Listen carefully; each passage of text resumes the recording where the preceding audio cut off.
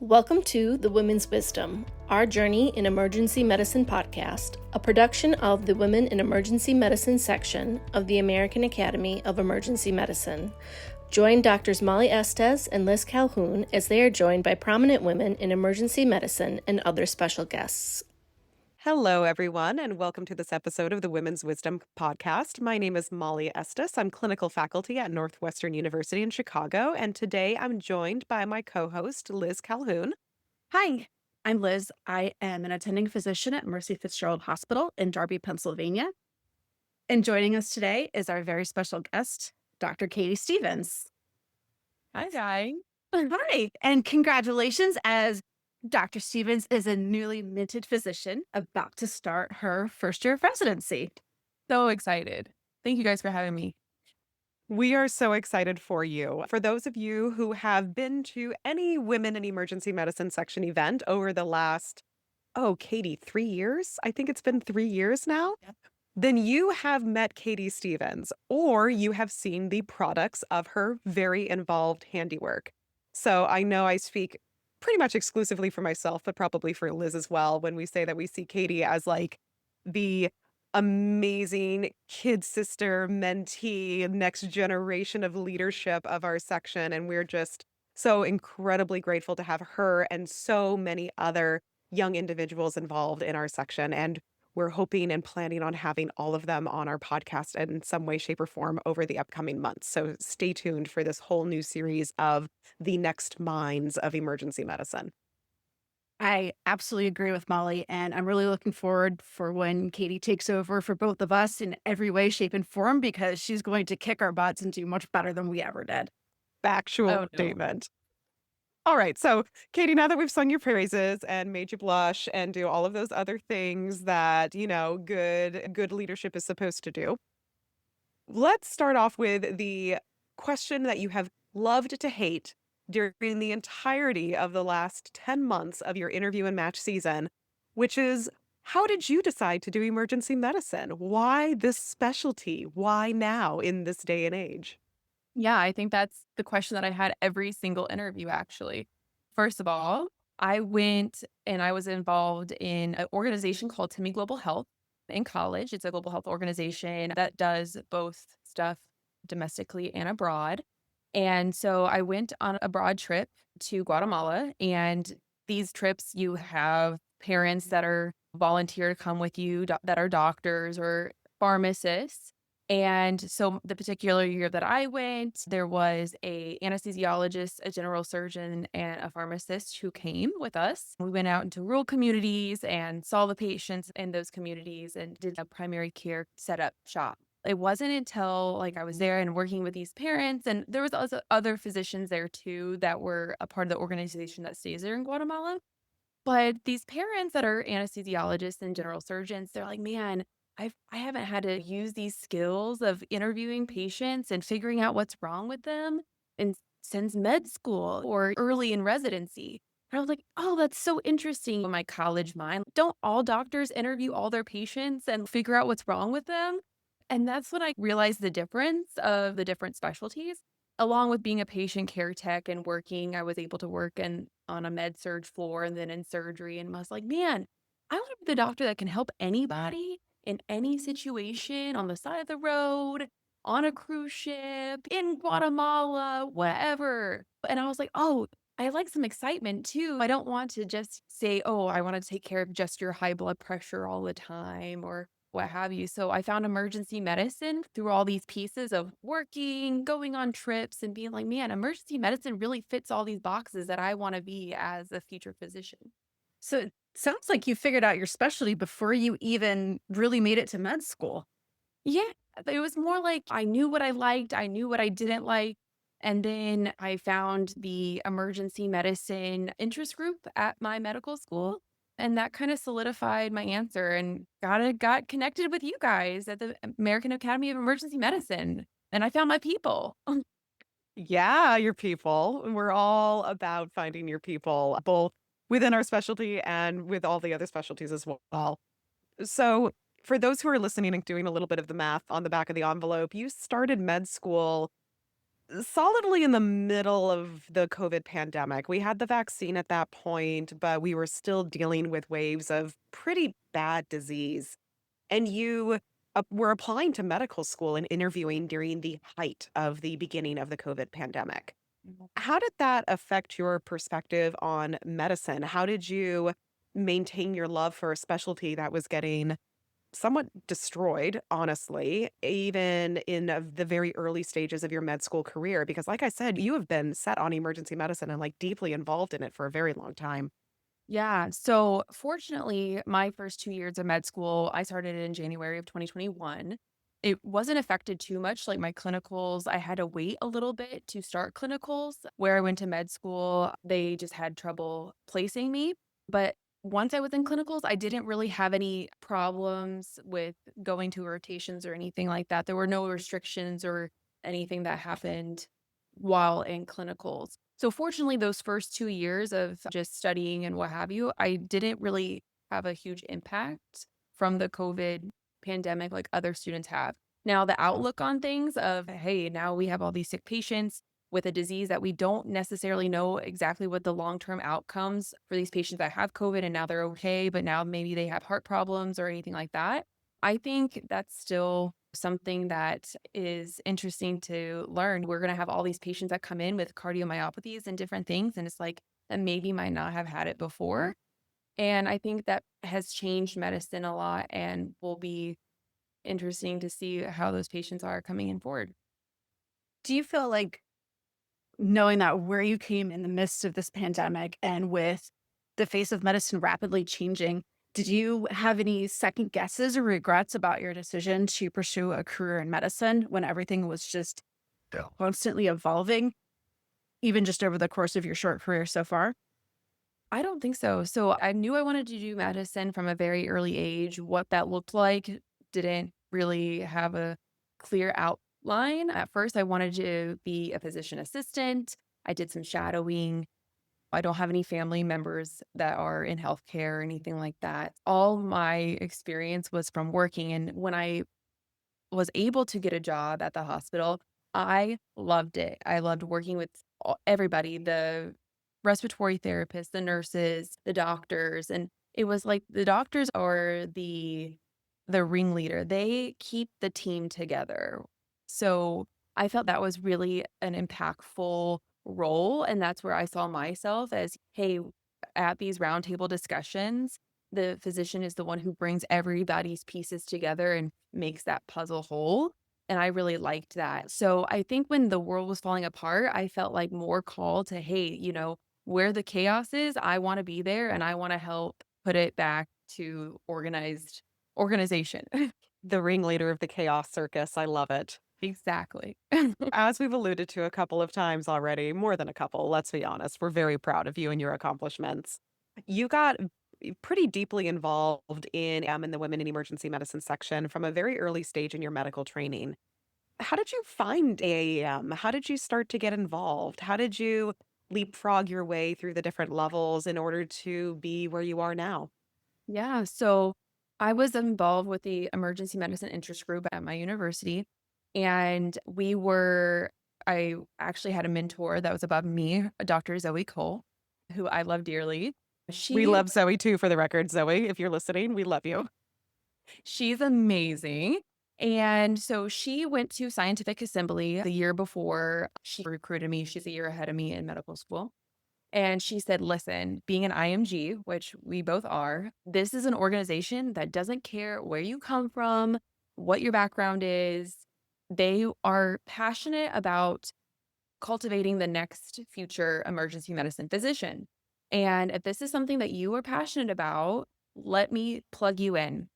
So we came to a WiEM meeting. Actually remember it. We were all sitting, it was late at night, and I told Zoe, I was texting her. I was like, I don't even know if I'm supposed to be here right now. We're like the only two students on here. And I feel so weird. Like all these like attending physicians are like planning and doing all these cool things. And here I am like, hey, I'm like a MS2, like hanging out. Hey guys.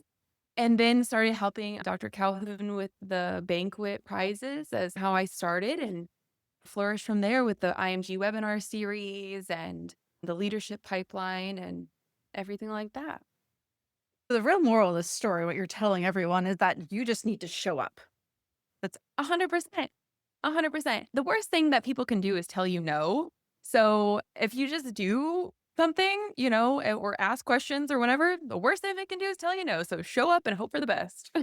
And for the record, if you show up and are passionate, we're never going to tell you no.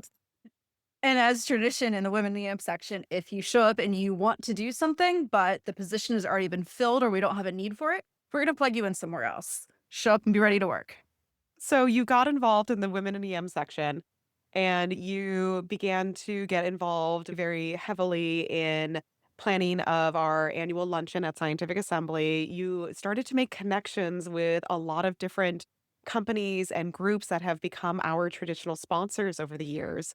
How did you swing that?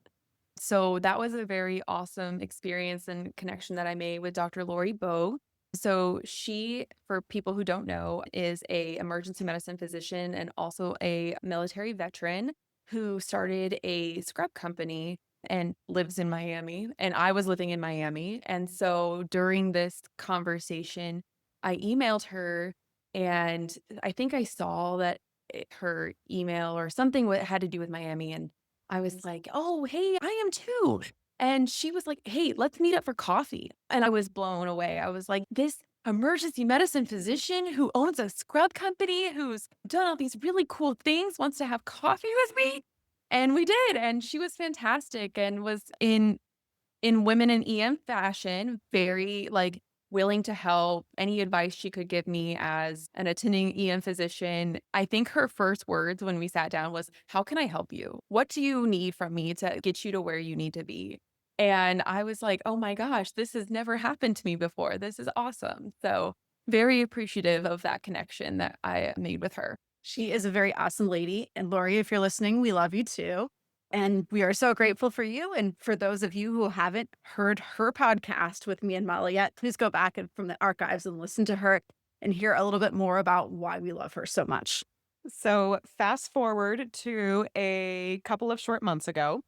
It's Match Monday. You get your email. You have matched. This is exciting. This is the culmination of your medical school experience. Match Friday rolls around and you open your letter. What are your thoughts? What's going through your head?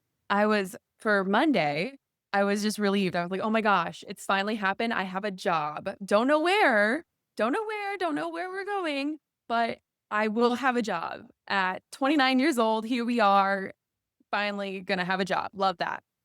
But I think the hardest part was waiting the 4 or 5 days till Friday. No one, I don't think, explains to how, oh my gosh, you have to wait till Friday to find out where we're going. Can't you just tell me right now where we're going?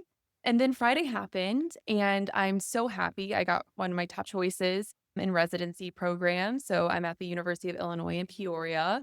We're so excited to be moving there. And my husband and I did do a second look there, and we fell in love with the residents and the building, the faculty. Everybody was so welcoming, and I'm really excited to get started. That is a huge change that you're going to make in your life. And I remember feeling like that too, being excited and ready for it to happen. But since you're making such a big change, is there any feelings that you're having that of apprehension, or what is it? Remind us all what it feels like to be newly starting in this field and just having your whole career ahead of you. I think it was just yesterday's meeting when you guys said, hey, Dr. Stephens. I'm like, whoa, that's crazy. So I think that's my nerves is July 1 when you walk into the emergency department and you're like, I'm not just the med student anymore that says, hey, I'm just the med student. Let me go ask the resident that I'm working with or the attending that I'm working with. Now it's like, oh, shoot, that's me. I'm the resident taking care of you. So I think that's the biggest nerve-wracking thought that I have right now is it's me, the person in charge of someone else's life right now. I remember those days. I remember putting in my very first order for a medication into Epic because our hospital was on Epic. And I can't even say triple checking. I quadrupled, cinquental, I don't know, octuple checked this one order, which I'm pretty sure was for Tylenol of all things. It was something very basic. But I was so terrified that no one was going to co-sign my order. And it was just me. I mean, granted, I didn't realize at the time that there were like layers of pharmacists and nurses and so many other people between my simple Tylenol order and the patient's mouth. But still, it is quite a unique set of feelings, maelstrom of feelings that you have going on at this time.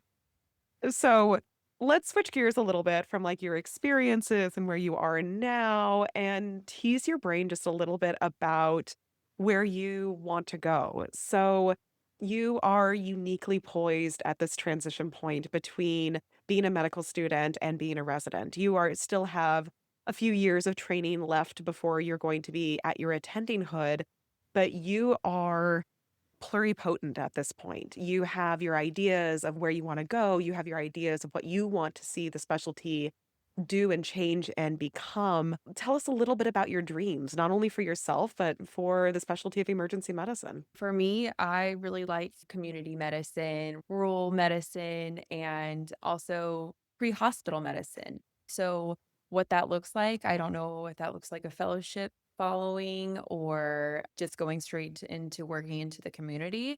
One thing that I would like to learn more about is the logistics before pre-hospital medicine.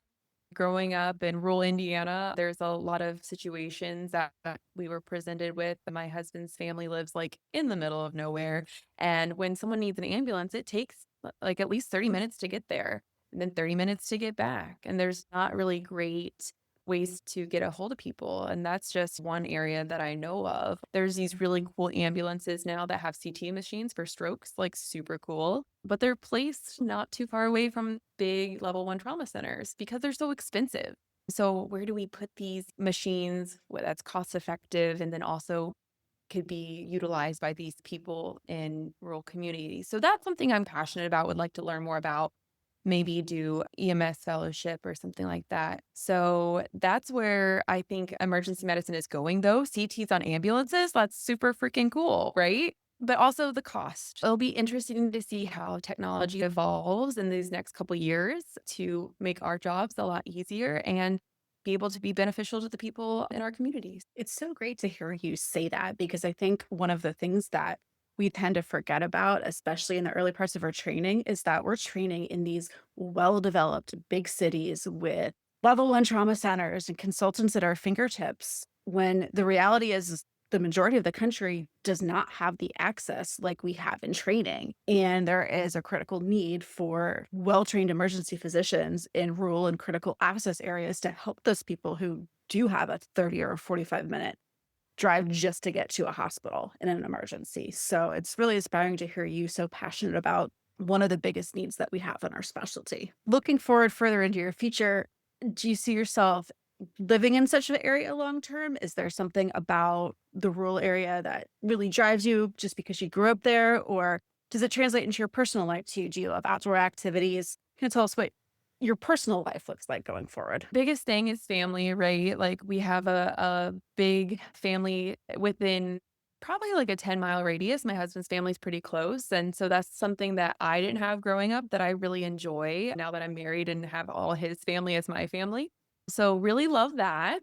But also that's what we like to do. We like to go kayaking. We like to go take our Jeep off-roading. Things that you can't really do in the city. I Some was going to people say, how does off roading work in South Beach? yeah, well, not often. That's why we were very happy to come back to the Midwest. Some people call it redneck activities. We like to call it just a normal Friday night. Love that. Where's your favorite place you've ever been kayaking? So in Indiana, there's a lot of really good state parks. That is one thing about Indiana that we can say, not much else, but one thing is the state parks. So Turkey Run State Park was actually not too far away from where we used to live. And they had like lots of, you could do an 11-mile kayak trip, 15-mile kayak trip. And those were like the best times of getting a lot of friends together, having a cooler, maybe trying to float a little bit, then maybe trying to actually kayak a little bit. Those were the best. I'm going to ask an extremely ignorant question. Are there turkeys in Turkey Run State Park? You know what? Yeah, there actually are. There's a non-zero chance I might get edited out later, but there you go. For all of our listeners out there, you can ask the silly questions on our podcast too. All right, so that's what you do now. What's your dream like trip? Kayaking, hiking, off-roading. What's the goal? That's a hard question. COVID happened. I was in my master's program. The last trip we actually took was in 2019. So we've been pretty boring people. So, like, where do we want to go? I want to go so many different places. I think my dream trip would be going to Thailand and going to Chiang Mai, going to some elephant sanctuaries, trying out the weird street food. I know people say don't do that, but I think that No, that's absolutely do it. You have to do it. Actually, I was just talking to one of my best friends this last weekend. Her son has a horrible nut allergy. Like the poor kid just cannot eat any nuts whatsoever. And so we were talking about places to go on a girls' trip. And she looked at me and the third of our trio a little slyly. She's like, can we go someplace with lots of stuff that I can't eat otherwise? We're like where? She's like, Thailand. Everything has peanuts in it. My son cannot travel there. He will die.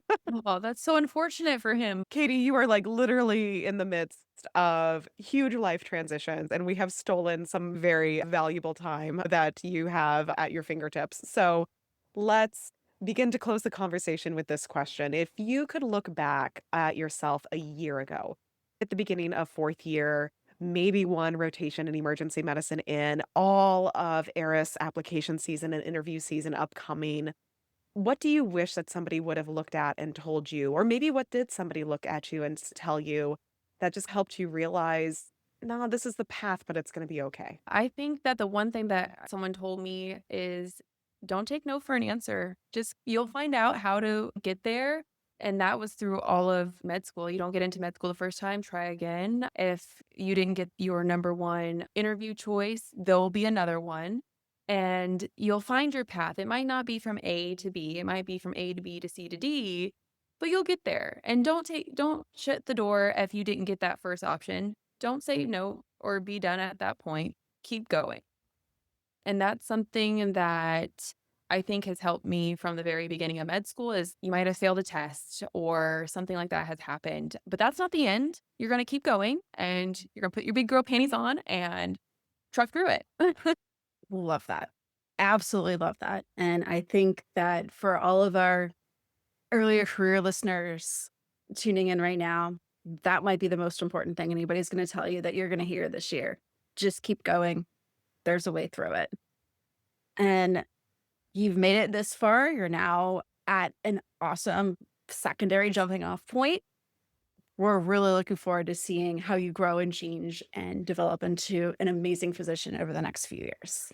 Awesome. Thank you guys. And thank you for all your support for the last 3 years of American Academy of Emergency Women, especially the Women in EM group. I love and support from all of you, and I really appreciate all your help.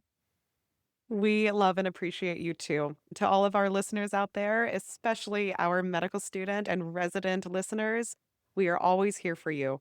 If you need help, if you need mentorship, if you need support, if you need somebody to buy you a cup of coffee and ask how they can help you, never hesitate to reach out.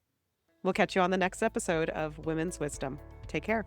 Well, thank you for joining us today and sharing your story. We'll talk to you next time on the next episode of the Women's Wisdom Podcast. Take care, everyone. We hope you have enjoyed this podcast from the American Academy of Emergency Medicine. AAEM is a nonprofit professional association of over 8,000 emergency physicians dedicated to board certification and democratic group practice.